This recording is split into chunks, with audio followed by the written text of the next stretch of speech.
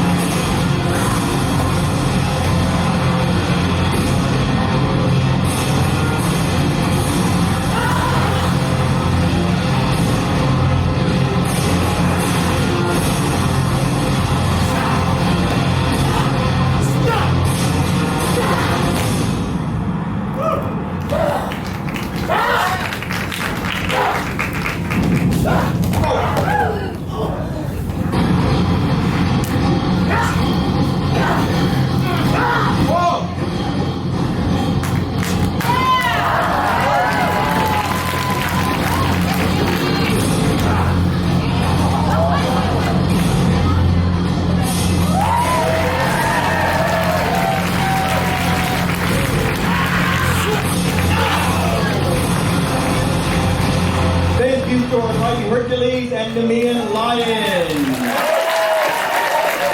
Oh, that was fun. Hercules stood victorious, using only empty hands to vanquish the invincible lion. Ripping the beast's mane from the still warm body, Hercules wore the trophy as a cape for the rest of his time on Earth. And so we witnessed our mythical forefather of all Eastern fighting arts survive his first battle. Hercules named his devastating style of combat Pancration, which means all-powerful in Greek. That name would prove prophetic. Pancration would rule the world of unarmed combat for over 1,000 years. But that's a tale for another chapter. A big round of applause to our very own Hercules, Mr. Mitchell. And making his first of many appearances tonight, Demo Team Captain, Alameda's unstoppable head instructor, the one, the only, Dion Baker Jr.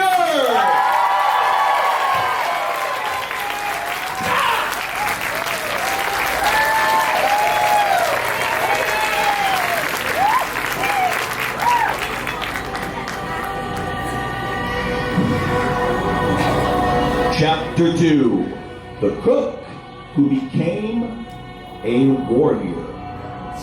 In 776 BC, Hercules held the first Olympics, a contest between all the Greek tribes to celebrate the strongest warriors. The competitors gathered in the city of Olympia, named after the home of the god, Mount Olympus. The early Olympics featured combat skills like hurling javelins and grueling foot races wearing full armor.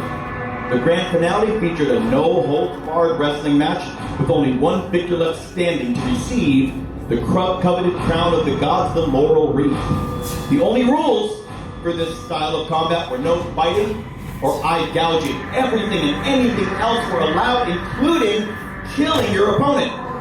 Famous warriors from all over the land attended the first Olympics, eager to prove superiority, but Hercules had a secret weapon.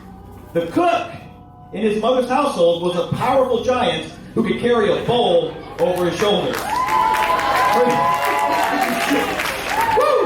Hercules taught this humble servant his secret art of temptation. At the finale of the first Olympics, the giant cook named Milo of Croton faced off against the most famous warriors of Greece to prove Hercules' all-powerful, empty-handed style of fighting was without equal.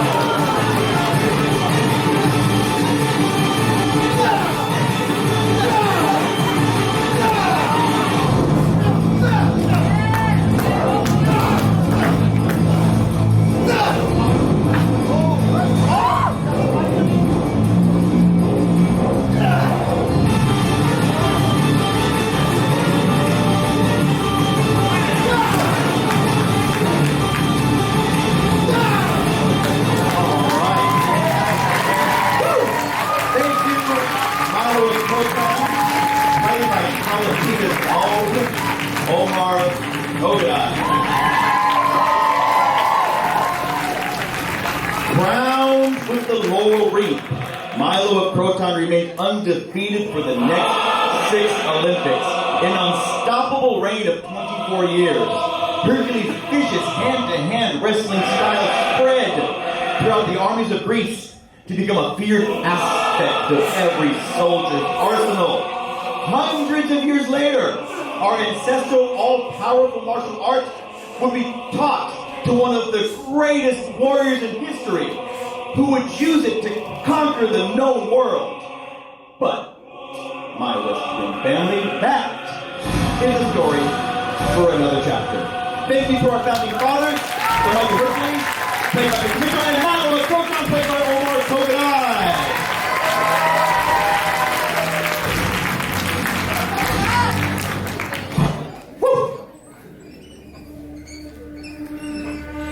Chapter 3, Destined for Greatness. Travel with me, my West Wind family, as the West Wind carries our story eastward from the Greek islands to current-day Iran, the ancient Persian Empire. Long ago, in the Persian city of Gorgia, a humble ox cart driver tied his wagon to a post in the town square with the most complicated knot in the world. No matter how hard he tugged or pulled, the iron-hard rope would only grow tighter. Similar to Excalibur, the sword and the stone legend of King Arthur, the ox cart driver prophesied that one day a noble warrior would free the cart from the village hitching post. The man who solved the Gordian knot would be hailed the greatest king in history, destined to topple the ancient Persian Empire. Kings and warriors from all over the land attempted to untie the fabled Gordian knot, all failed. Until one fateful day in 331 BC, a young Greek warrior named Alexander, the king of Macedonia, entered the village square. The brave 25-year-old monarch boldly swept through the land of his enemies, brandishing an unsheathed sword. Like Hercules, 400 years before, Alexander's myth told that the god of thunder, Zeus, was his father, and Alexander like Hercules, was destined for greatness. But now, fairy tales and myths end, and history begins in the village square Gordia. A deathly silence came over the mob. The Greek king stood over the fabled ox cart and declared, "I shall solve your Gordian knot the same way I shall fulfill the prophecy to conquer Persia by the edge of my blade." Alexander swung into action, threatening the Persian horde as he prepared to cut the unsolvable Gordian knot in half.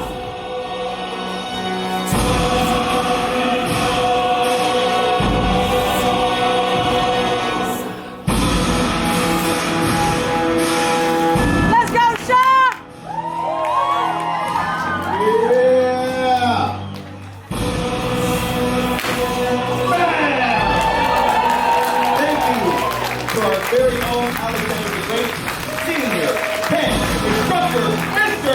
John!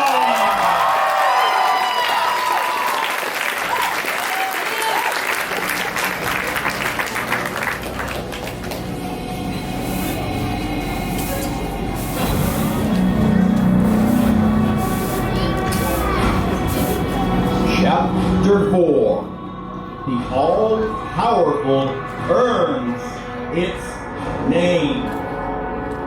Slashing the unsolvable Gordian knot in half, Alexander the Great formally declared war on the vast kingdom of Persia. The Persian Empire would answer. The teeming Persian army gathered from every corner of the east to stop arrogant King Alexander. Fear the Persian horde in all their wild, savage glory.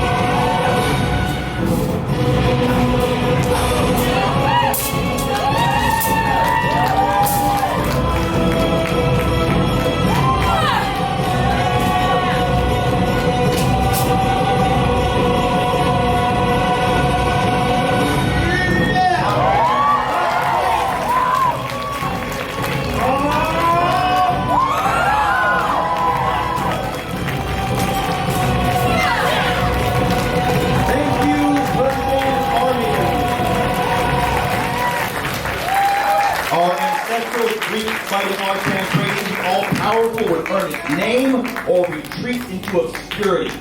Our founding father, Alexander the Great, knew the Persian horde's greatest weakness. The desert fighters were wild, independent, eager to brawl, but they lacked loyalty and discipline. West Wind's ancient founding father, Alexander the Great, was about to teach the Persian horde a lesson about the true meaning of martial arts. The armies met atop Mount Zagros, where the great Persian king Xerxes V hid beyond his palace walls. With blood-curdling shrieks, the Persians attacked! Yeah!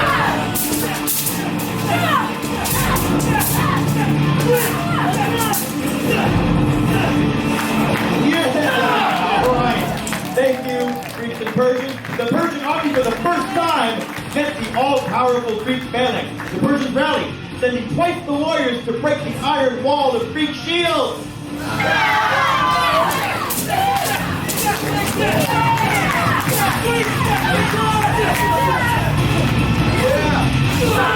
Greeks stood their ground. Behold, mighty Alexander the Great, son of Zeus, heir to Hercules' all-powerful martial arts, knocking on the gates of Xerxes' palace.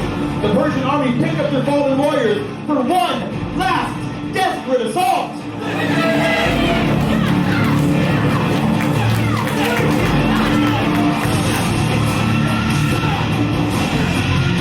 The Persian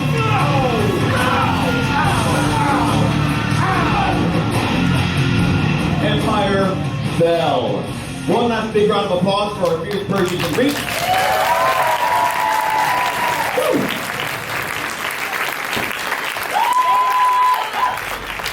True to the ancient prophecy of the Gordian knot, Alexander the Great's all-powerful martial art annihilated the barbaric Persian forces. Our victorious King Alexander marched over the Greek Persian path. There, at the gates of the imperial palace, he met his match. All bowed and trembled before Emperor Xerxes. Like Alexander, Xerxes had disbelieved he was descended from heaven. His forefather, Xerxes the First, was hailed as God, infamous for his defeat in Greece 150 years ago. The brave fearless Spartans. In other words, this was a very old grudge match. The son of Zeus versus the heir of the god King Xerxes. Greek versus Persian. The next test in our martial arts lineage lay before our hero. With the all-powerful art of penetration, defeat the savage ferocity of the Persian emperor. May the best king win.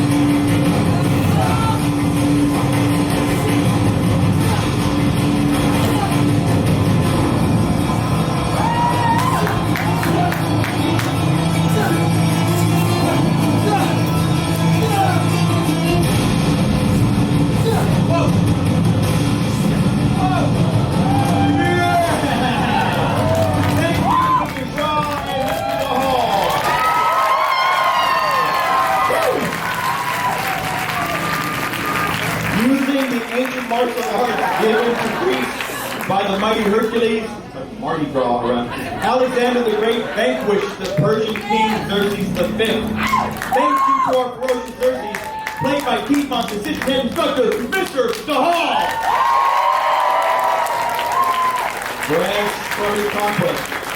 Alexander next turned his sights on the vast continent of India. But our unstoppable, all-powerful martial art finally meet its match.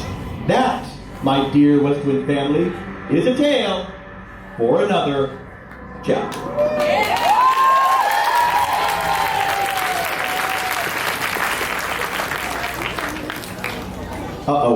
Chapter 5, all-powerful, we'll put that name to the test. The year is 326 BC. The west wind carries us steadily eastward, starting from Greece to Persia, now to India. The 30-year-old undefeated King Alexander the Great marches forth confident the Indian warriors would fall before our ancestors' superior martial arts discipline. But in India, he would encounter a new breed of warrior. Behold the mighty Brahmin, named after the sacred Hindu bull, the elite warrior caste of ancient India. The Brahmin combined the best of both worlds, the wild savagery of the Persians with the battle-hardened discipline of the Greeks.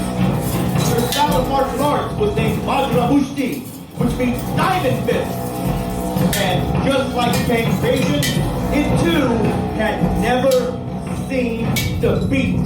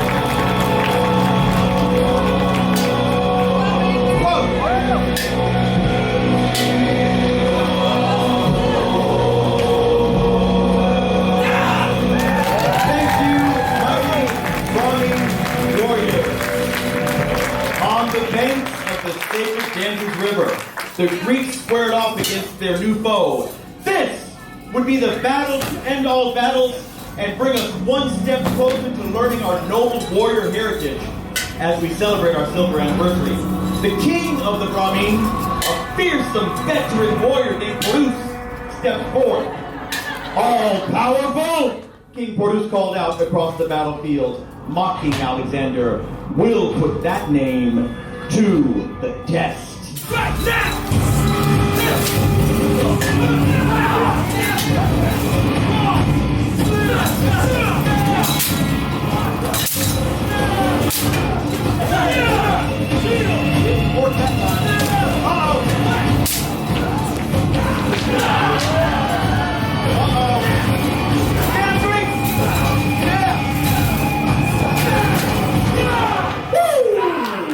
Thank you to our wonderful Greek and Brahmin armies. The undefeated armies retreated, equally matched. The battle now turned personal. Oh, the moment we've all been waiting for is finally here. Alexander the Great versus King Porus. Pancration versus Bok-fu. All powerful versus Diamond Fist. Mr. Shaw versus Mr. Baker.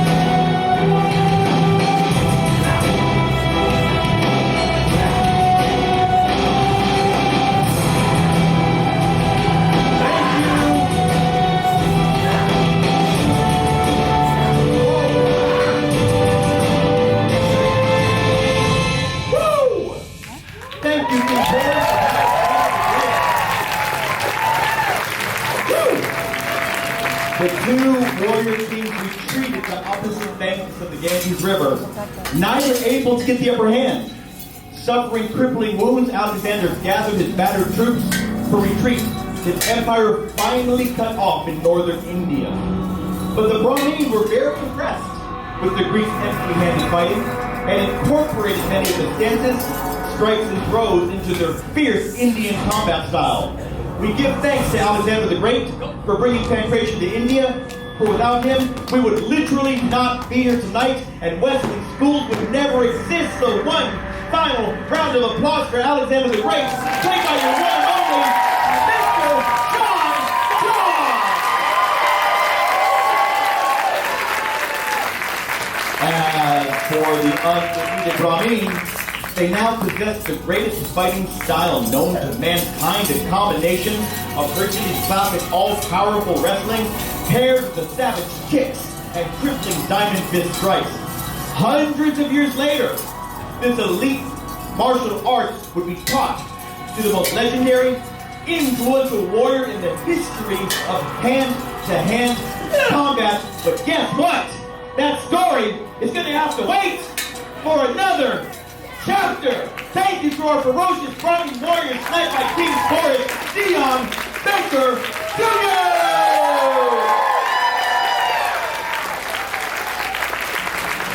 Woo! Chapter 6, The Warrior Who Became a Monk. We return now to our West Wind story.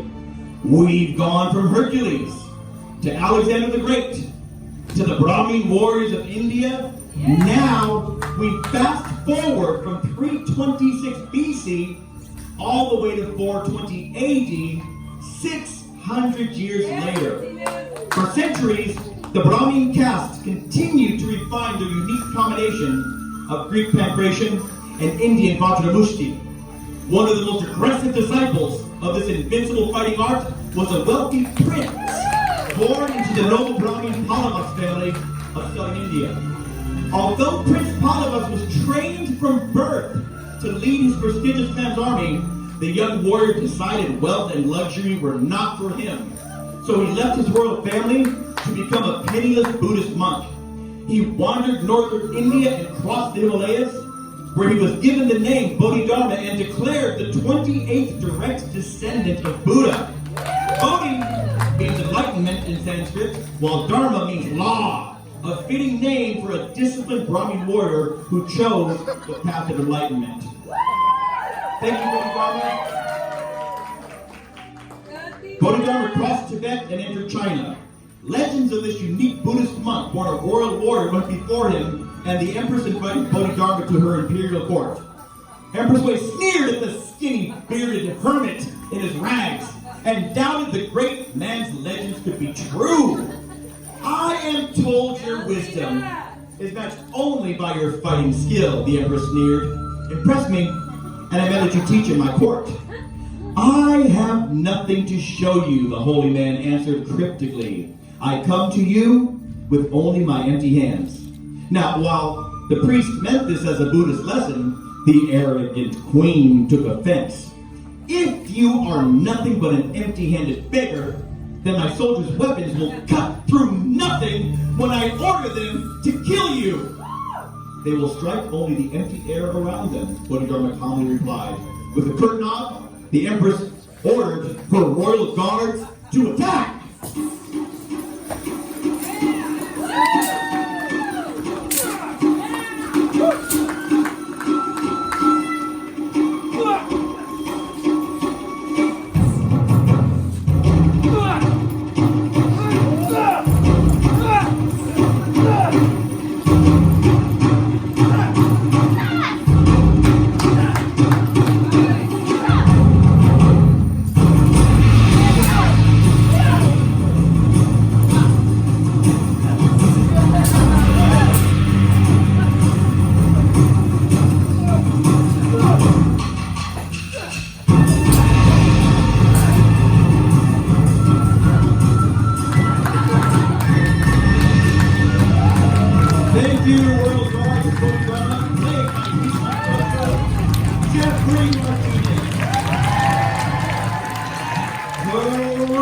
Bodhidharma was a master, effortlessly battling the imperial court's top soldiers without a scratch. Empress Wei descended from her throne and prostrated herself at the monk's feet. Master, the Empress begged, please stay in my court and teach me. All the riches of China shall be yours. Bodhidharma turned to leave. Palaces and riches are not for me, he declared. Tell me where I can find your poorest, most remote Buddhist temple. There I shall live out the rest of my days. The Empress was once again offended by the monk's refusal. Our worst temple, the beautiful queen laughed.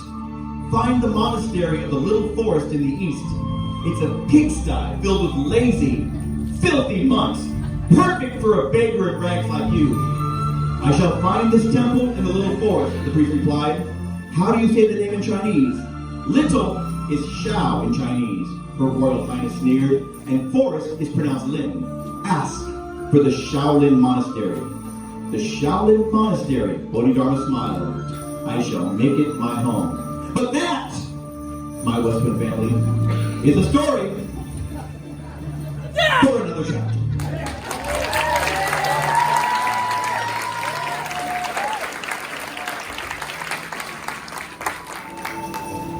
Chapter 7, the monks who became warriors. And so, during the reign of Empress Wei in 479 AD, the West Wind, which started over 1,000 years ago in Greece, steadily swept our beloved art closer and closer to our shores. Bodhidharma, after a long journey east across the vast continent of China, entered the courtyard of the Shaolin Temple. It was even worse than the Queen's warnings. The so-called temple was a shabby, leaky hovel. Monks gambling! Monks asleep! Monks drinking! Drunk monks. Monks fighting and wrestling!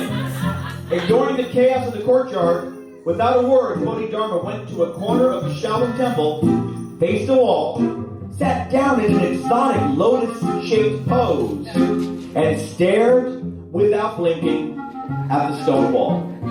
The monks at first ignored him. After several hours, a few naughty monks grew curious and tried to distract the holy man. They're so annoying. He sat and stared at the wall. After a couple of days, some of the kinder monks became concerned for this skinny beggar in rags and brought him sips of water, spooned rice in his mouth, and even changed his loincloth. Throughout it all, Bodhidharma did not even blink. He sat and stared at the wall. The Shaolin monks had no idea they were in the presence of the 28th heir of Buddha. But as the days, weeks, and months went by, they grew impressed by his intensity and the aura of peace emanating from him. They felt ashamed gambling and drinking in front of his presence. They returned to their prayers and began repairing the crumbling temple.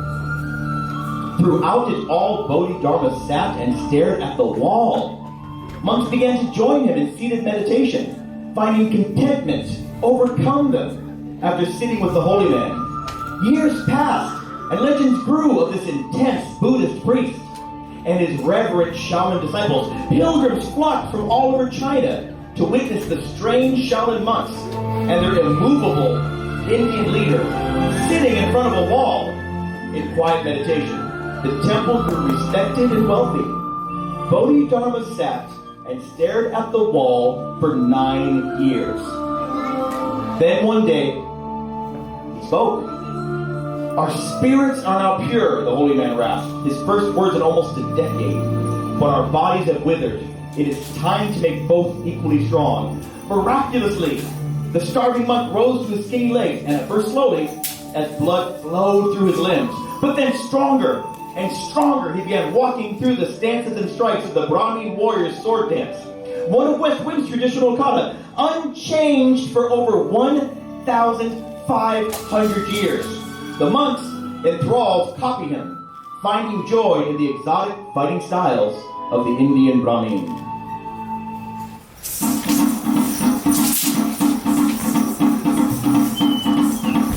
Woo! Go Martinez!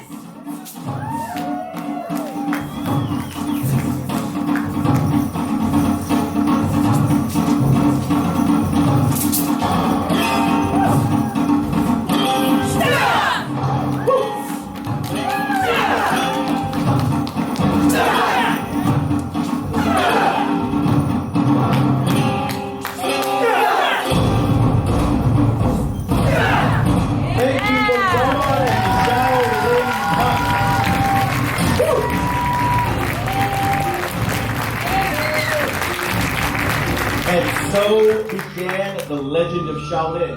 But our ancestor Bodhidharma was not done yet. Go forth into the wilderness, he instructed his eager disciples. Study the 5 strongest beasts of nature, learn their fighting styles, and bring your knowledge back to our temple. The Shaolin monks obeyed and returned to the temple with never before seen animal styles of fighting. The first to return was the tiger style, employing bone-breaking power, low stances, and fierce aggression. Yeah, let's go to home. That was a tiger claw that broke a board. That's crazy. Yeah.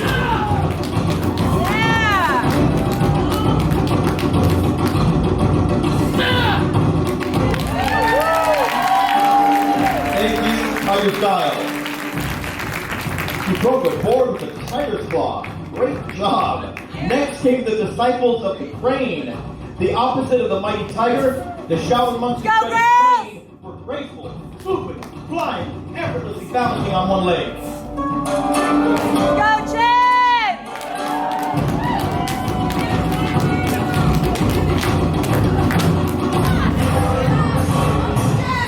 Come on, Chad, you got it!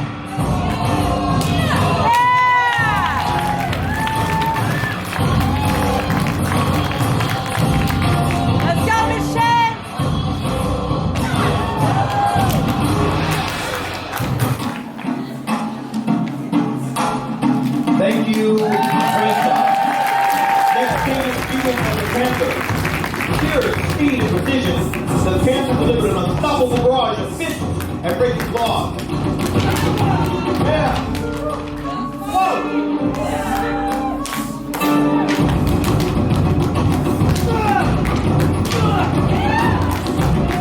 Often breaking, like team, then you. Next came the followers of the snake, masters of twisting, turning, and changing direction to confuse and ensnare their enemy. Here we go.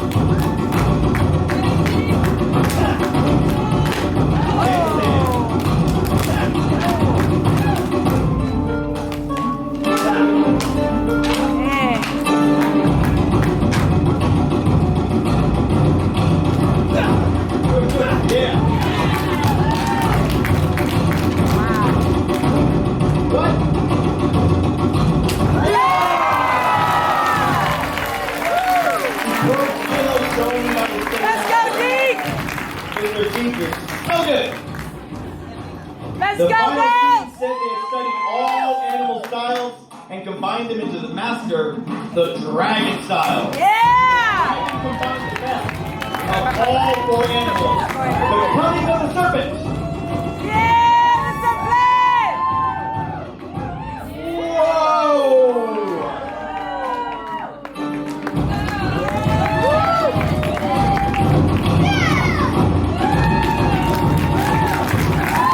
The grace of the grain.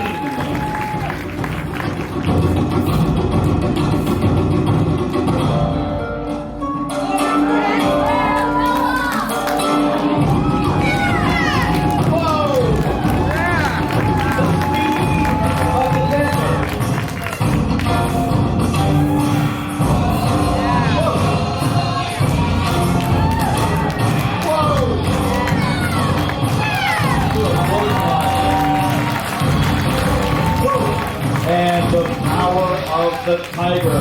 Look at that, guys. 6 1-inch pine boards on fire. Wow.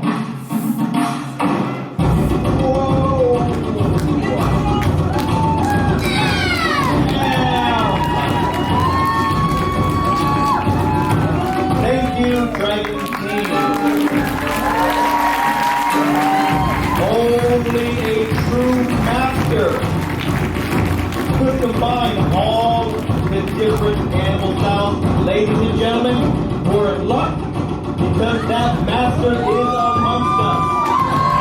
My teacher, your senior instructor, Master Stop Lynch.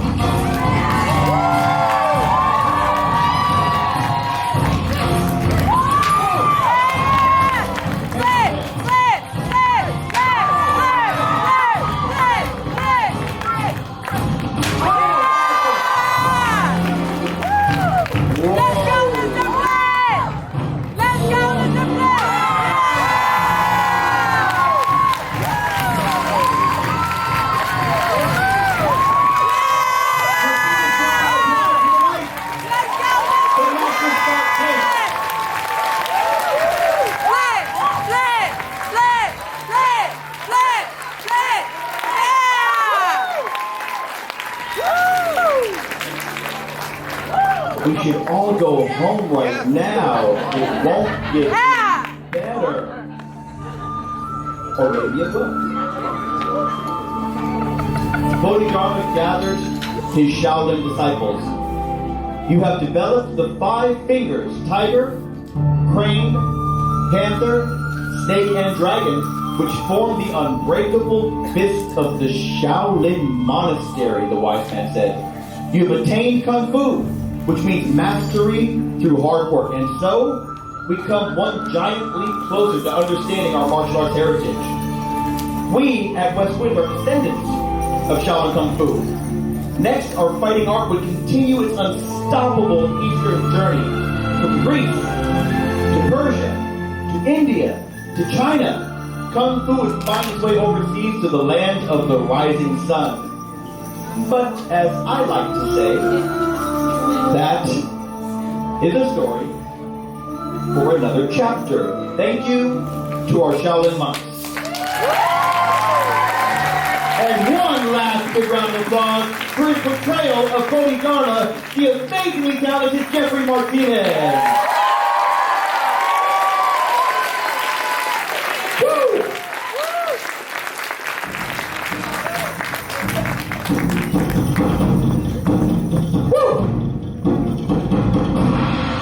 Chapter 8, The Old Pine Tree.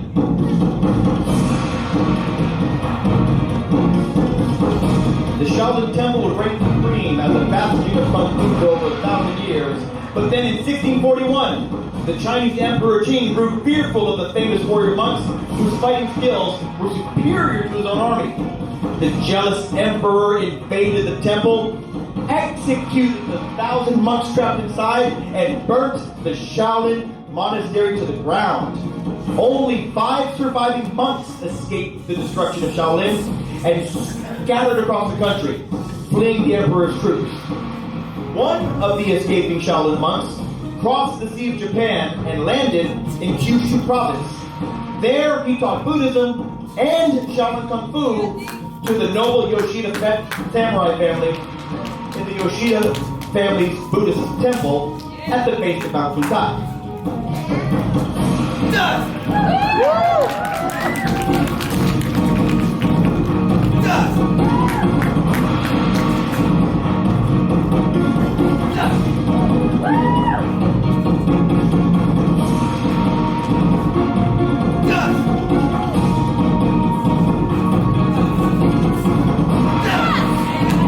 Oh, samurai! We thank the Shaolin monks for bringing Kung Fu to Japan. Surrounded by ancient evergreens, the Yoshida clan's temple is named Kosho, meaning old pine tree. Over the next few centuries, the Yoshida samurai family changed their last name to Mitoshi. Our story is almost complete. In 1926, a fierce young man named Masayoshi Mitoshi trained for 10 years with his samurai family in the very same old pine tree temple where the first Shaolin monks introduced our style of Kung Fu to Japan. The Mitoshi samurai combined the lethal animal fighting styles of Kung Fu with a much simpler Okinawan grappling and striking system called Kata. Kata meaning empty, and Te meaning hands. This new system was called Koshoryu Kempo. Kempo literally means law of the fist, an old Japanese term for Chinese Kung Fu. Kealoha Parker adopted the American name Edmund and made another major change to our system. For thousands of years, martial arts was only taught through formal exercises called kata. Here Ed Parker is performing an ancient Shaolin crane-style Kung Fu form we still teach today called Mass Attack. Ed Parker took that traditional exercise and broke it into short, practical techniques with catchy names he invented we still use today. Let's compare the original Kung Fu Kata from Shaolin with our techniques. First, Ed Parker shows the original crane style in slow motion. And now, the combat version every white belt learns, opponents act size.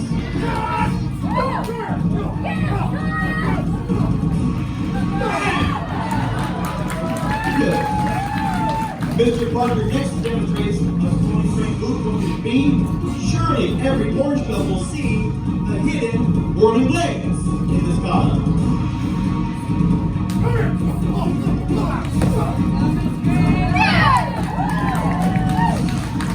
Next, we see all 3 of the first white belt techniques hidden in the circle crane move. What could that be? It's striking out, monograph, and the sumo back to back.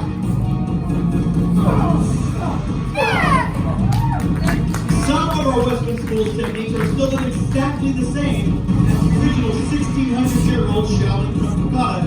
Every purple belt must recognize each week. Here's seen in combat.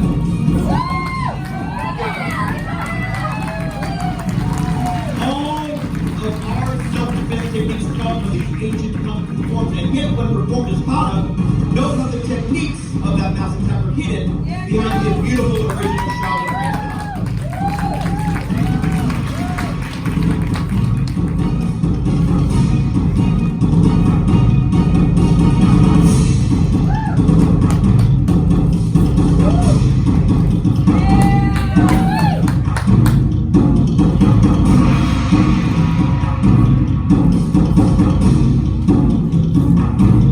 We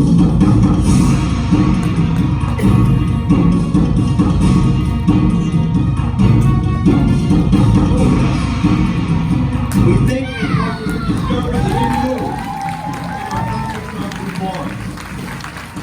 All right, the West Wind would have one final push eastward to bring this fighting art to our shores. In 1954, Parker opened his Kempo Karate Dojo in Pasadena, California.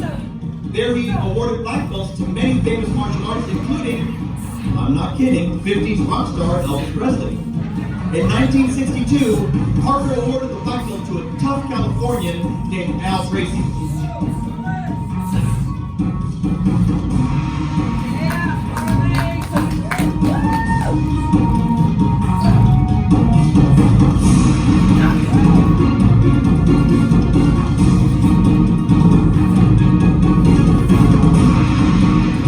One round of applause for our founding father, Parker.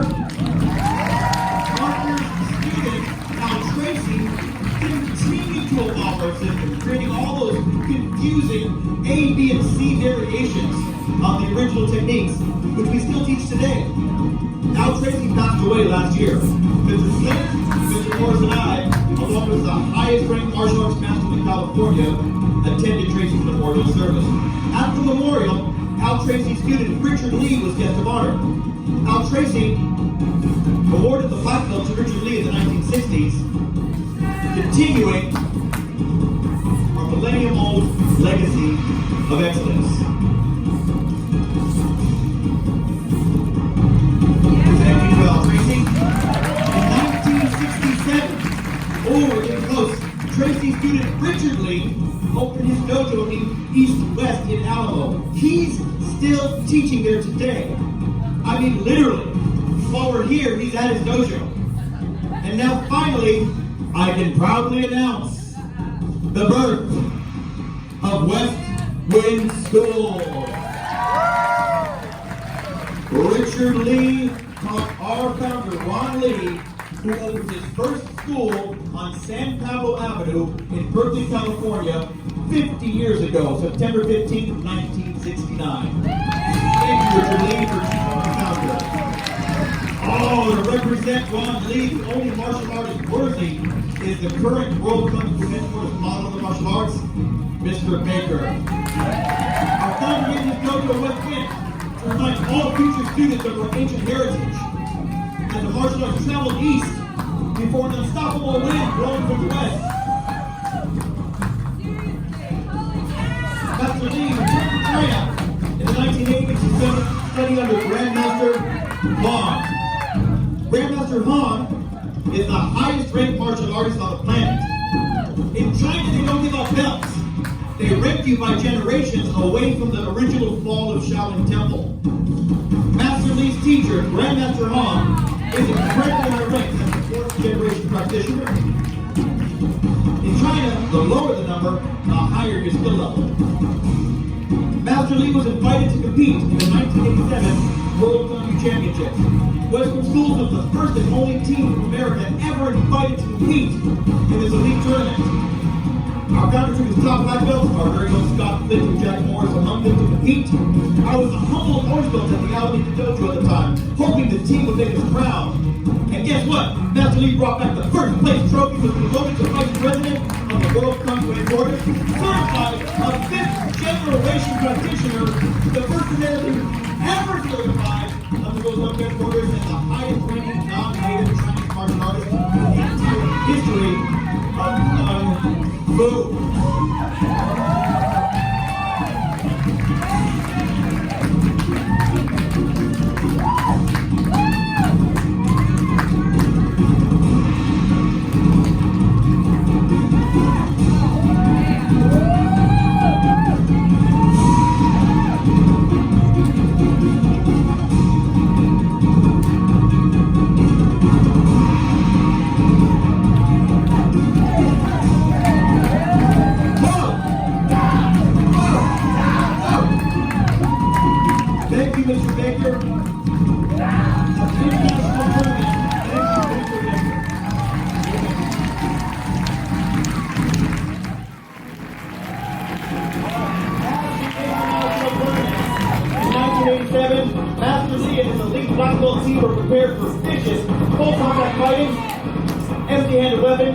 kata, but we were unprepared for weapons fighting. We didn't have a weapons fighting kata.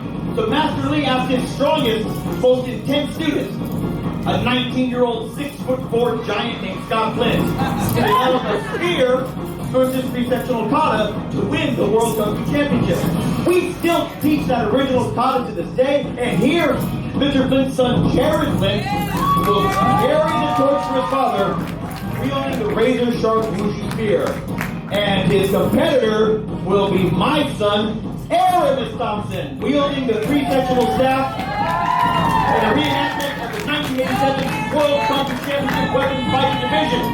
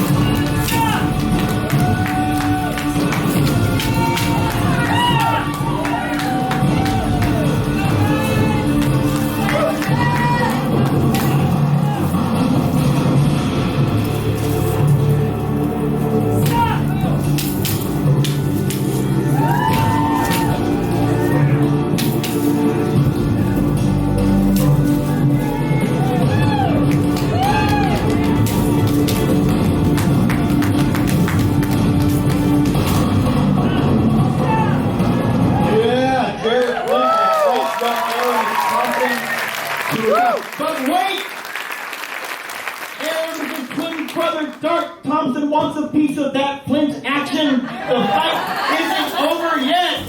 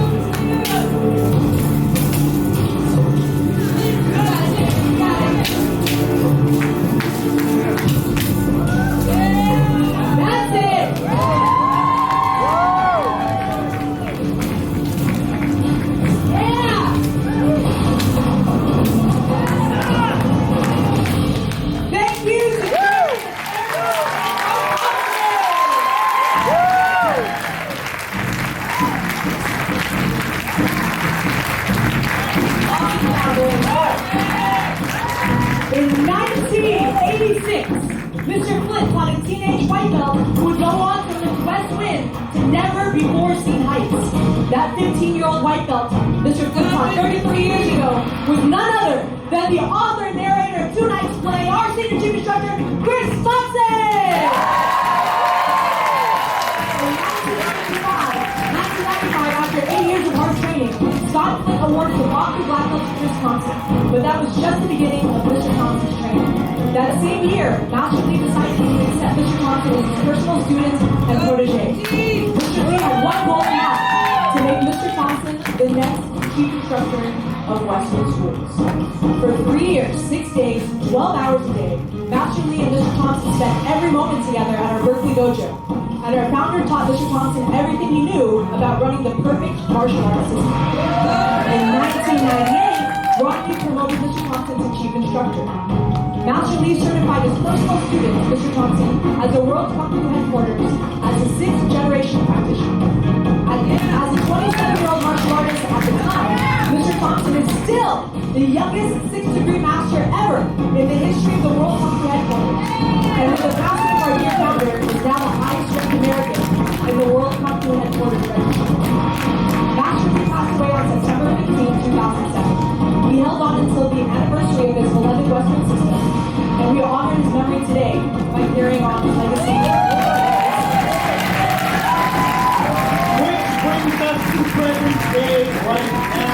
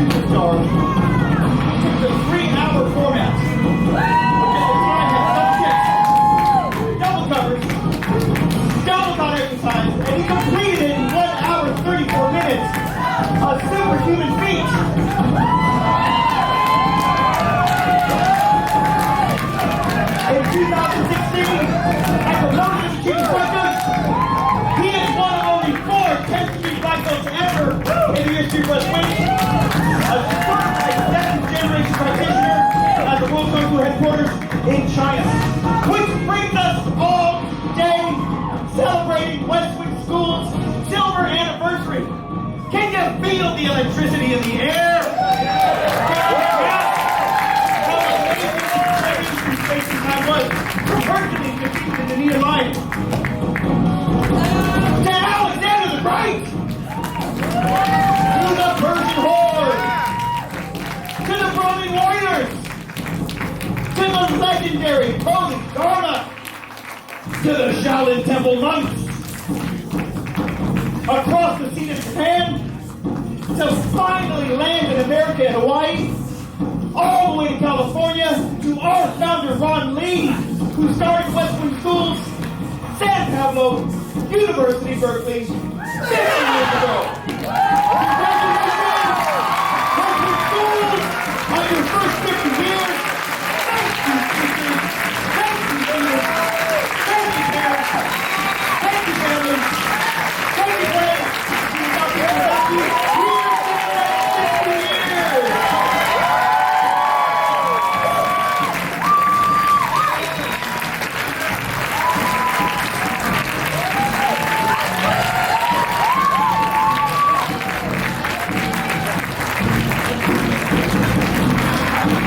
Ladies and gentlemen, it's my honor to present the talented and hardworking cast of the 2019 Bok-fu Black Belt demonstration team. Second generation Black Belts, Jared Flint and the Thompson.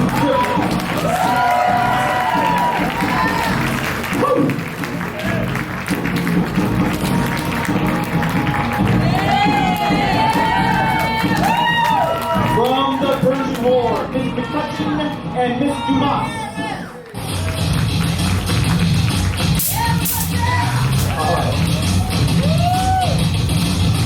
All right, from the Alameda Dojo, they tried to steal the whole show. Your dragon team, Miss Simmel and Miss Gray.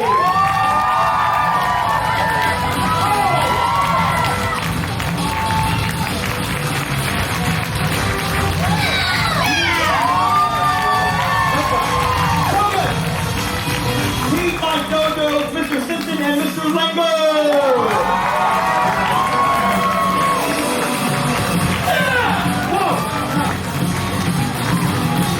Alameda Dojo's Mr. Kelly.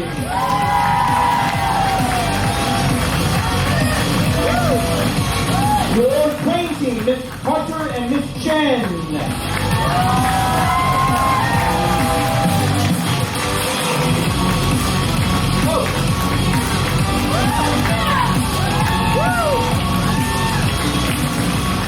Shaolin Snake team, two of the most talented black belts ever, Mr. Zeke and Mr. Kendrick Mitchell.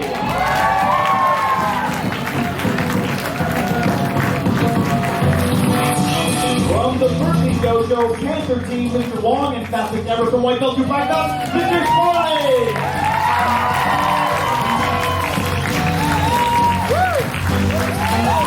Sorry. Bodhidharma, the incredible Jeffrey Martinez.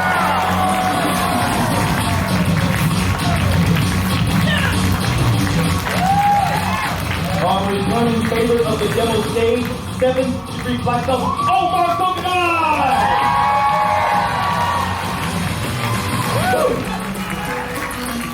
And Hercules!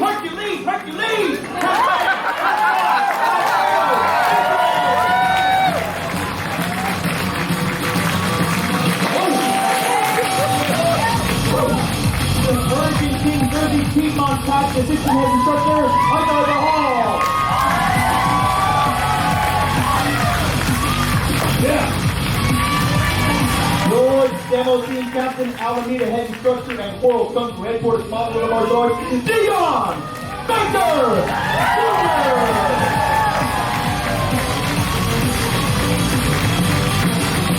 And coming out long retirement from the Western States, gracing us with his portrayal as Alexander the Great, senior head instructor, Sean Shaw!